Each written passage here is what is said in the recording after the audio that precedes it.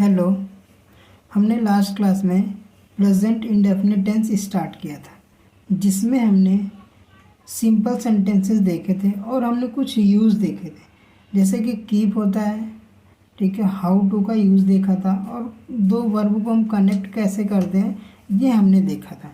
तो एक बार हम रिवाइज कर लेते हैं उसको, ठीक है। प्रेजेंट इंडेफिनिट टेंस में हमने कौन सा देखा था? सिंपल। क्या देखा था? सिंपल, ठीक। या हम इसे बोल सकते हैं असर्टिव, ठीक है, हम इसे असर्टिव भी बोल सकते हैं। सिंपल हो गया, असर्टिव हो गया, या फिर हम बोल सकते हैं अफर्मेटिव। क्या? अफर्मेटिव। या आप बोल सकते हो इसे प्लेन सेंटेंसेस। कैसे? प्लेन। प्लेन का मतलब ये होता है, या सिंपल या प्लेन बोल सकते हो, जिसमें कोई रोक टोक नहीं हो, जिसमें कोई रुकावट पैदा नहीं होती हो, जिसमें ना तो कोई नकारात्मक होना चाहिए और ना ही कोई क्वेश्चन करना चाहिए, उसे हम बोलते हैं सिंपल सेंटेंसेस। सिंपल, ठीक है। चाहे सिंपल बोलो, चाहे असर्टिव बोलो, चाहे अफर्मेटिव बोलो, चाहे प्लेन बोलो, सबका मतलब एक ही होता है, ठीक है। एक होता था सिंगुलर सब्जेक्ट, ठीक, और एक होता था प्लूरल सब्जेक्ट, ठीक है। हमने ये बोला था कि हमारी जितनी भी वर्ब्स होती हैं, हमारी जितनी भी वर्ब होती हैं, वो सब अपने आप में क्या होती हैं? प्लूरल होती हैं। जबकि यहाँ सब्जेक्ट कितने? दो। कौन कौन? एक तो सिंगुलर सब्जेक्ट, दूसरा है प्लूरल सब्जेक्ट। लेकिन हमारी जो वर्ब होती है वो तो हमेशा प्लूरल होती हैं, ठीक है।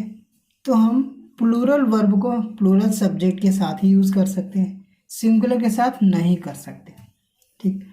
तो हमें सिंगुलर वर्ब बनाने के लिए कुछ तो करना होगा। अगर हमें कोई काम करना होगा, जितनी हमारी क्षमता होगी हम उतना ही करेंगे, उससे ज़्यादा तो कर नहीं पाएंगे। इसीलिए अगर सिंगुलर सब्जेक्ट है तो हमें उसके साथ सिंगुलर वर्ब भी चाहिए, ना कि प्लूरल। तो सिंगुलर के साथ सिंगुलर वर्ब आनी चाहिए और प्लूरल के साथ प्लूरल वर्ब, ठीक। क्या? सिंगुलर सब्जेक्ट के साथ क्या आनी चाहिए? सिंगुलर वर्ब आनी चाहिए, और प्लूरल सब्जेक्ट के साथ क्या आनी चाहिए?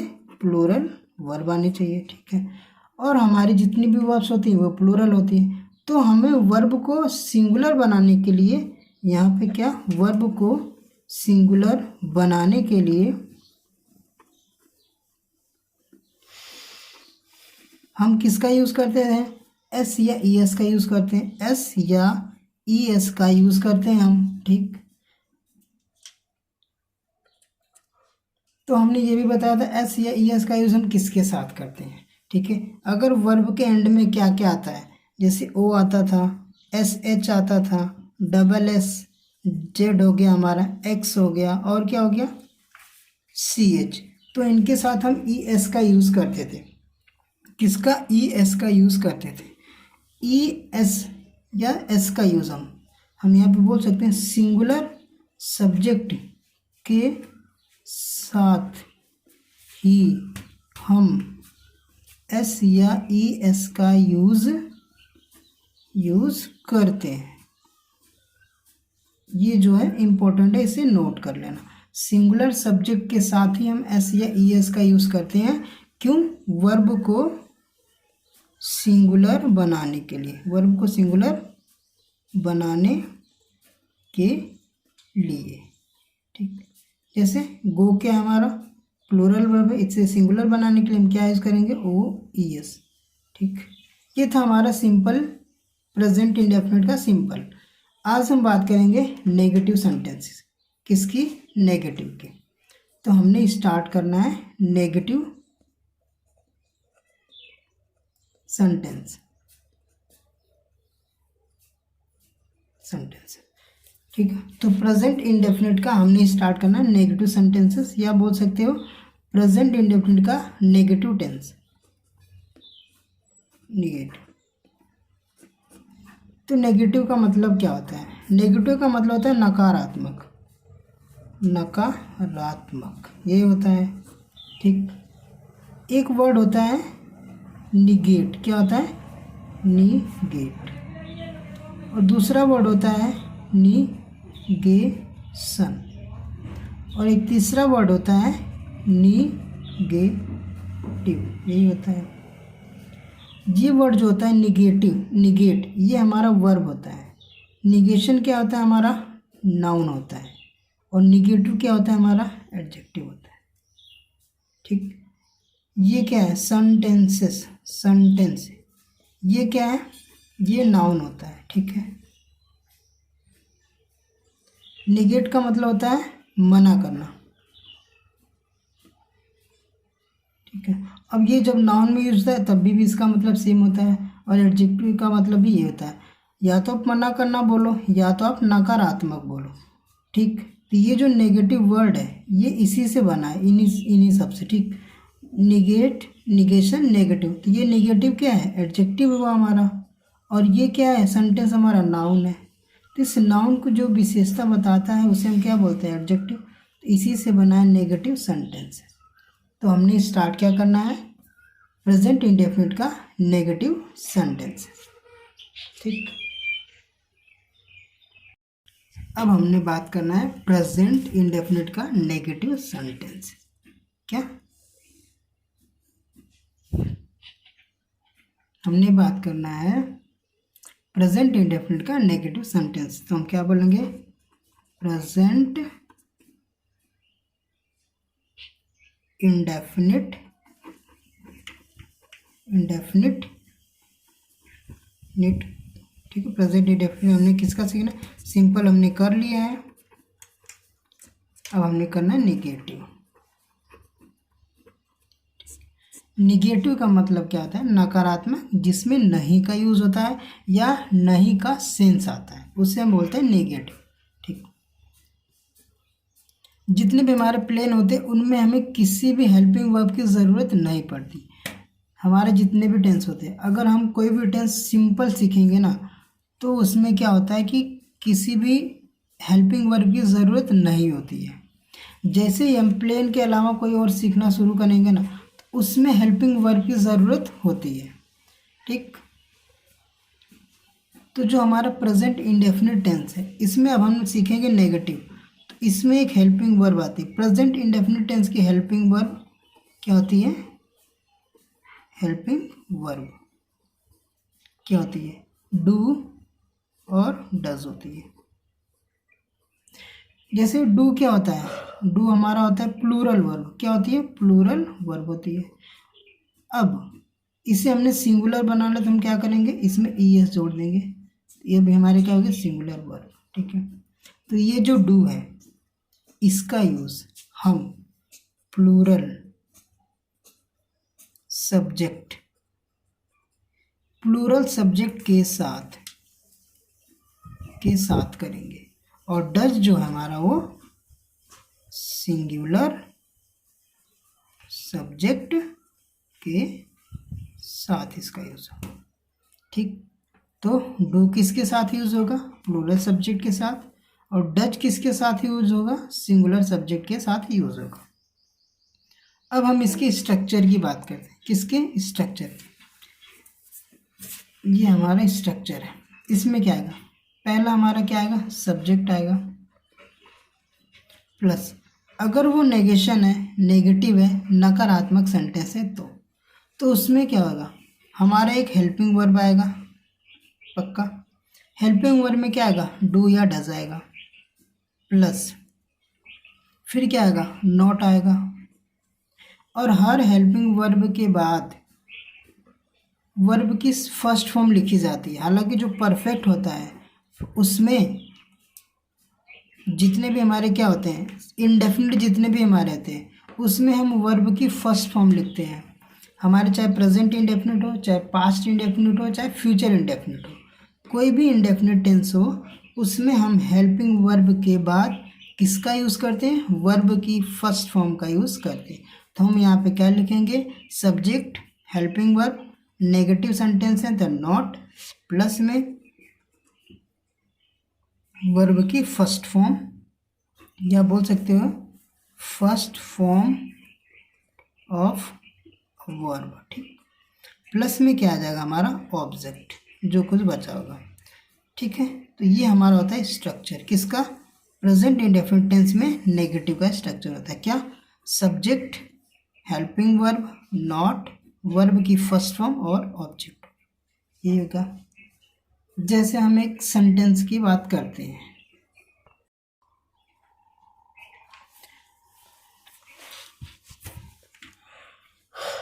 करण क्रिकेट खेलने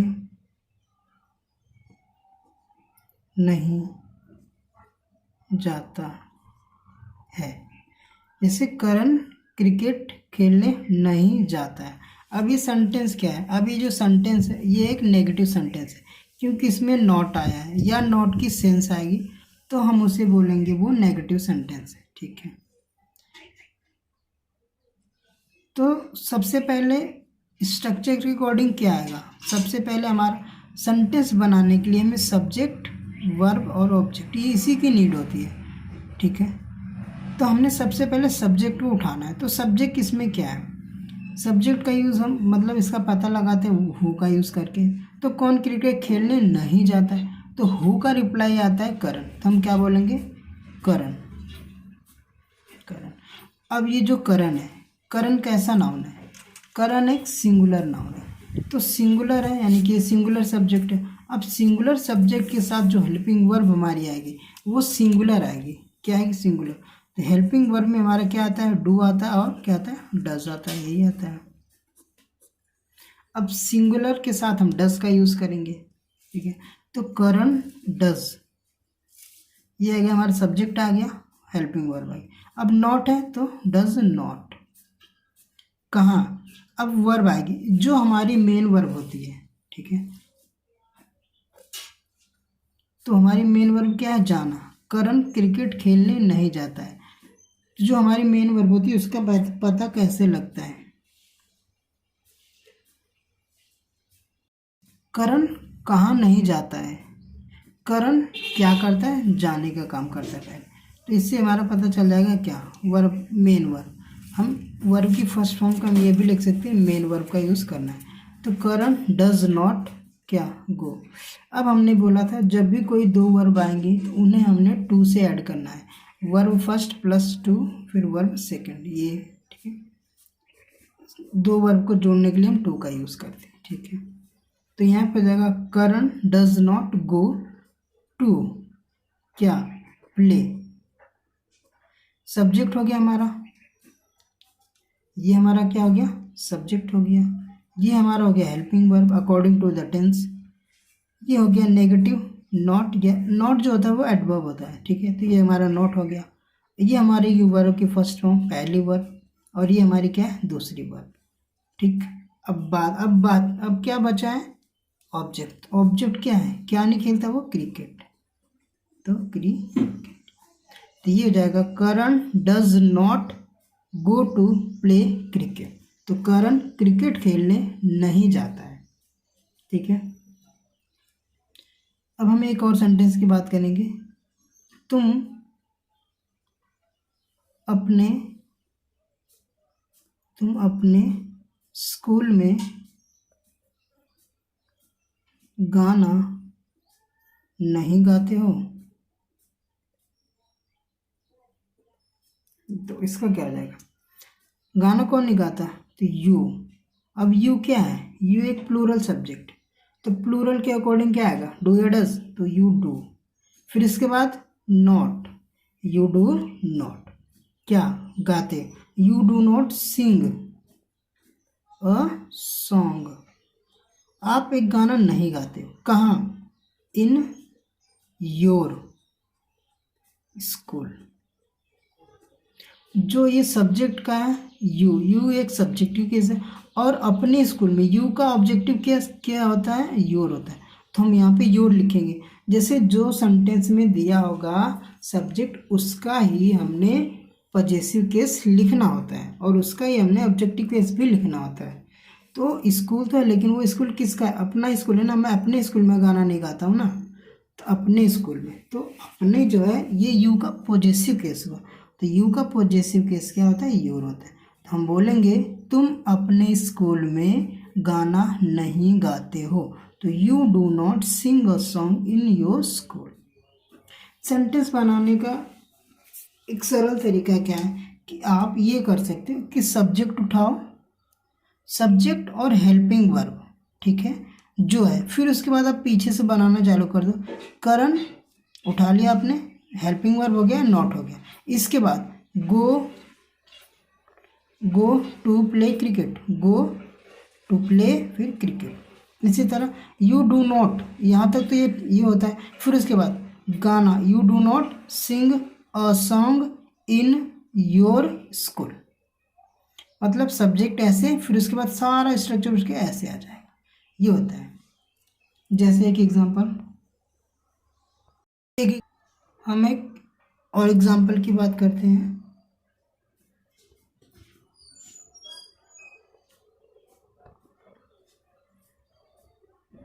हम रोज सपने नहीं देखते हैं, ठीक।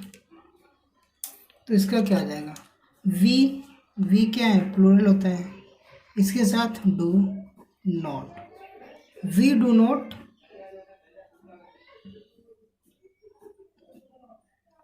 वर्ड होता है ड्रीम। ड्रीम का मतलब होता है सपना देखना, ठीक है। ये जो ड्रीम होता है, क्या ड्रीम, ये नाउन भी होता है, वर्ब भी होता है। अगर हम इसका यूज़ नाउन की तरह करते हैं तब तो हमें लिखेंगे सी, अगर हम वर्ब की तरह यूज़ करेंगे तो हमें ड्रीम लिखना है। तो we do not see dream, DREAM, dream daily. तो इस ड्रीम को हमने नाउन की तरह यूज़ किया और ये वर्ब, ठीक। अगर हमने इसी वर्ब की तरह यूज़ करना है तो हम क्या बोलेंगे, we do not see dream daily, ठीक। अगर हमने वर्ब की तरह यूज़ करना है तो हम क्या बोलेंगे, we do not dream daily, ठीक, ये हो जाएगा, ठीक है। नेक्स्ट क्या हो जाएगा, राम घूमने नहीं जाता है, ठीक। इसका क्या आ जाएगा, Ram does not go for a walk. अब ये वॉक का मतलब होता है टहलना, लेकिन हम वॉक यहाँ पे एज ए नाउन की तरह यूज़ कर रहे हैं, ठीक। नेक्स्ट एग्जाम्पल की बात करेंगे हम, वे लोग मेरे साथ नहीं रहते हैं, ठीक। तो इसका क्या हो जाएगा, दे हो जाएगा, दोज पीपल, सर यहाँ पे कर वो लोग, those people do not live, क्या, लिव विद मी। अभी मेरे साथ है तो मेरे क्या है, ऑब्जेक्टिव केस है, तो आई का ऑब्जेक्टिव केस क्या होता है, मी होता है, ठीक। ये हो गया। लास्ट एग्जांपल, उसके माता पिता उस पर भरोसा नहीं करते हैं। तो इसका क्या आ जाएगा, हम बोलेंगे उसके माता पिता, ठीक है। तो हिज, क्या, हिज पेरेंट्स, ठीक है, डू नॉट ट्रस्ट हिम, या ट्रस्ट ऑन, क्या, उसके माता पिता उस पर भरोसा नहीं करते हैं। ये भी हमारा क्या एक नेगेटिव सेंटेंस है, तो इसका क्या आ जाएगा, his parents do not trust him, ठीक। तो ये था हमारा प्रेजेंट इंडेफिनिट में हमने सिंपल सीख लिया, ठीक है, और ये नेगेटिव सेंटेंस था। तो हमने अभी तक क्या सीखा, हमने एस या ES के यूज सीख लिया,